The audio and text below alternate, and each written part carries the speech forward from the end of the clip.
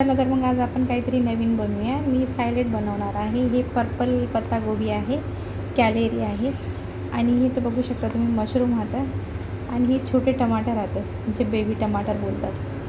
मी याला मस्त आता बारीक बारीक चिरून घेणार आहे आणि याचं मी सॅलेड बनवणार आहे. हे असे चिरून घेतलेलं आहे मी आणि हे मशरूम थोडं याला आपल्याला सॉते करून घ्यायचं की म्हणजे थोडंसं शिजवून घ्यायचं आहे.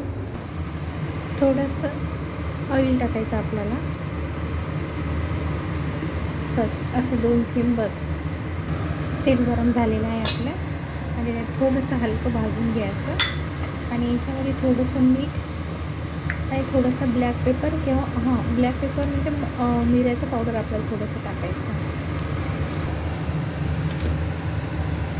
थोडंसं मीठ,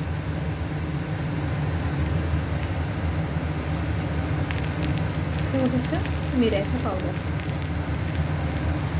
याला आपल्याला 2 मिनिटासाठी परतून घ्यायचं आहे.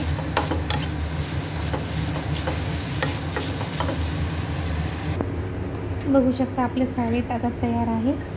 हे सगळं कच्चं आहे, टमाटो पण कच्चेच राहतं. खाली मशरूम मी थोडंसं फ्राय करून घेतलेलं आहे आणि तुम्हाला आवडलं तर थोडंसं आणखी याच्यावर लाल मिरचीचं पावडर किंवा हे तेल मिक्स करू शकता, चिल्ली ऑइल म्हणून असं करून खाऊ शकता. खूप छान होते आणि नवीन असं काहीतरी ट्राय करायला घेतलेलं आहे मी. आवडलं तर लाईक करा, शेअर करा, कमेंटसुद्धा करा संगीता रेसिपीला.